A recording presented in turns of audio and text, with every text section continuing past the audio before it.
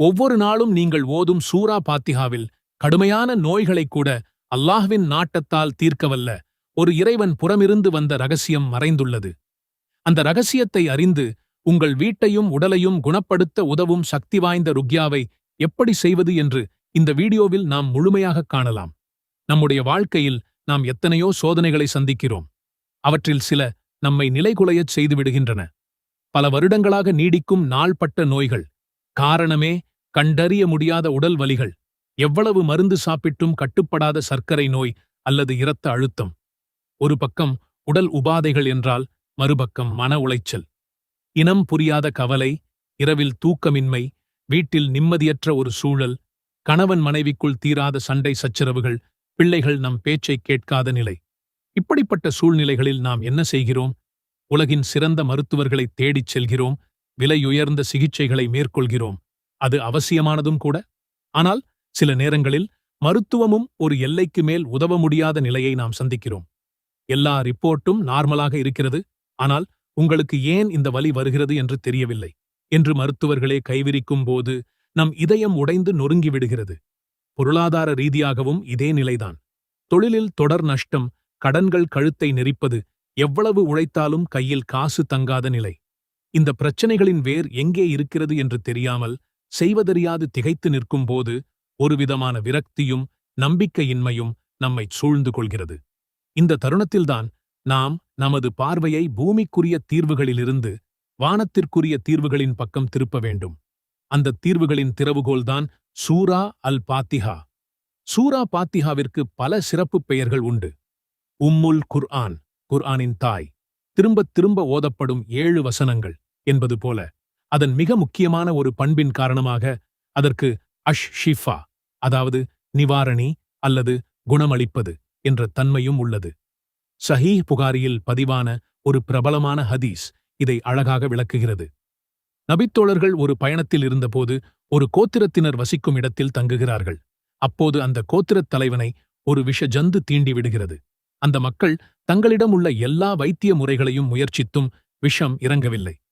கடைசியாக நபித்தோழர்களிடம் வந்து, உங்களிடம் மந்திரித்து குணப்படுத்தும் முறை ஏதேனும் உள்ளதா என்று கேட்கிறார்கள். அப்போது ஒரு நபித்தோழர் முன்னோக்கி வந்து, ஆம், நான் ருக்யா செய்கிறேன் என்று கூறி அந்த கோத்திரத் தலைவன் மீது சூரா அல் பாத்திஹாவை ஓதி தனது உமிழ்நீரைத் தொட்டுத் தடவுகிறார். என்ன ஆச்சரியம்!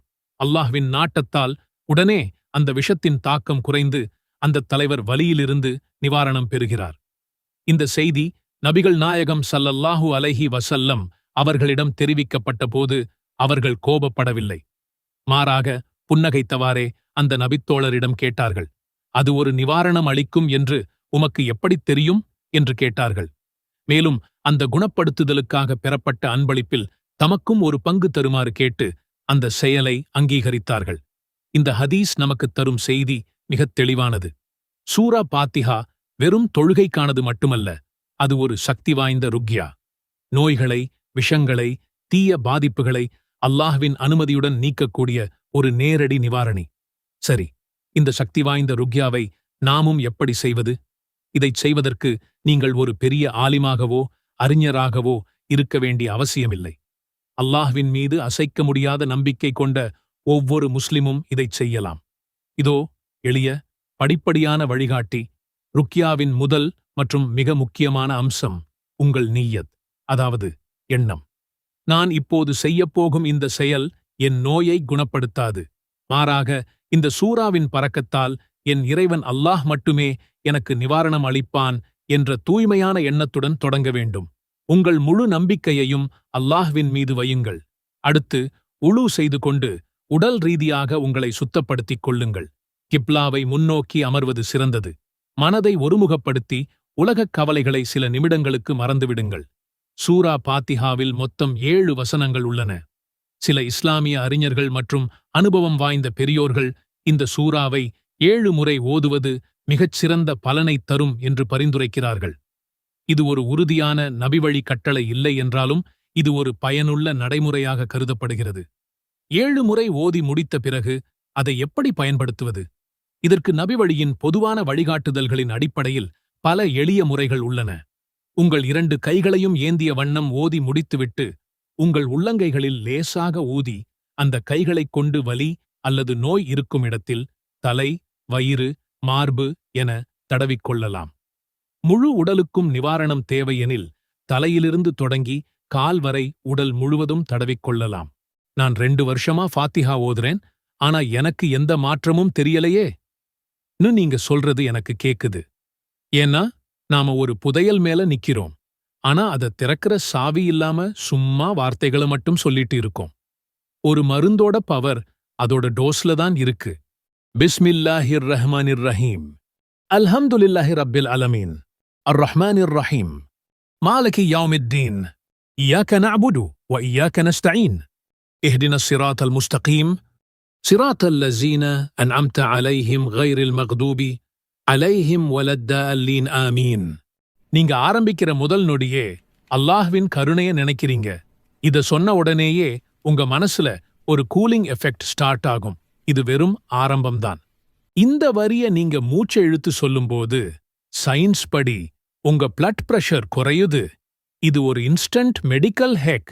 நபி ஸல்லல்லாஹு அலைஹி வஸல்லம் அவர்களே இத ஒரு ஹீலிங் மந்திரம் மாதிரி யூஸ் பண்ணிருக்காங்க. 4 வரி சொல்லி ஊதினதுக்கே நோய் ஓடிப்போச்சுன்னா யோசிச்சு பாருங்க. அதோட பவர். நம்மாலையும் முடியும் நம்பிக்கைதான் முக்கியம். அபூ ஹுரைரா சொன்னாங்க, ஃபாத்திஹா ஒன்னு போதும், அது குர்ஆனோட எல்லா அதிசயத்தையும் உங்களுக்கு கொடுக்கும். சோ இனிமே நீங்க ஃபாத்திஹா ஓதும்போது முதல்ல அதோட அர்த்தத்தை உங்க மனசுக்குள்ள கொண்டு வாங்க. ஒவ்வொரு வார்த்தையையும் நிதானமா சொல்லுங்க. இது ஒரு பிரெயின் ரிலாக்சிங் டெக்னிக். ஒரு நாளைக்கு குறைஞ்சது 7 தடவை ஓதுங்க. நோய் வர்றதுக்கு முன்னாடி தடுக்கிறது தான் பெஸ்ட். நான் உங்களுக்கு ஒரு சேலஞ்ச் தர்றேன்.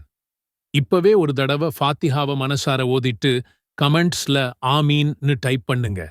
அல்லாஹும்ம இன்னி அஊது பிக மினல் ஹம் வல் ஹஸன் வல் அஜ்ஸி வல் கஸலி வல் புக்லி வல் ஜுப்ன் வதலஇத் தைன் வகலபத்திர் ரிஜாலி.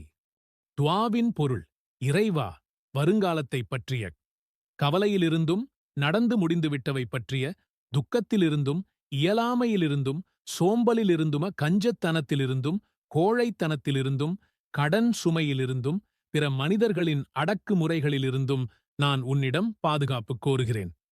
இந்த துஆவை கத்துக்கிட்ட அபூ உமாமா என்ன சொன்னார் தெரியுமா? நபி ஸல்லல்லாஹு அலைஹி வஸல்லம் சொன்ன மாதிரியே நான் காலையிலையும் சாயங்காலமும் இதை ஓதிட்டு வந்தேன். அல்லாஹ் என் கவலை எல்லாத்தையும் காலி பண்ணிட்டான். என் கடன் எல்லாத்தையும் அடைக்க ஒரு சூப்பரான வழியையும் காட்டிட்டான். சுபஹானல்லாஹ்! இது என்ன மாதிரியான ஒரு பவர்ஃபுல் துஆ! நண்பர்களே, கஷ்டங்கள் நம்மள வீக் ஆக்குறதுக்கு வரல, நம்மள ஸ்ட்ராங் ஆக்குறதுக்கு தான் வருது. நாம யாருகிட்ட கேட்கணுமோ அந்த ஒட்டுமொத்த பிரபஞ்சத்தோட ஓனர் கிட்ட டைரக்டா கேட்கிற ஒரு சான்ஸை இந்த கஷ்டங்கள் கொடுக்குது. நாம இன்னைக்கு கத்துக்கிட்ட இந்த துஆ சும்மா வார்த்தைகள் கிடையாது. இது ஒரு வெப்பன். உங்க கவலை, கடன், துக்கத்துக்கு எதிரான ஒரு ஸ்பிரிச்சுவல் வெப்பன். இத ஜூமாவோட அந்த கோல்டன் ஹவர்ல முழு நம்பிக்கையோட யூஸ் பண்ணுங்க. உங்க டெய்லி லைஃப்ல ஒரு பகுதியா மாத்திக்கோங்க. கண்டிப்பா அல்லாஹ் உங்க கவலைகளை சந்தோஷமா மாத்துவான். உங்க கடனை அடைக்க அவனே வழிகாட்டுவான். உங்க வாழ்க்கையில நிம்மதியும் வெற்றியும் நிரம்பி வழியும்.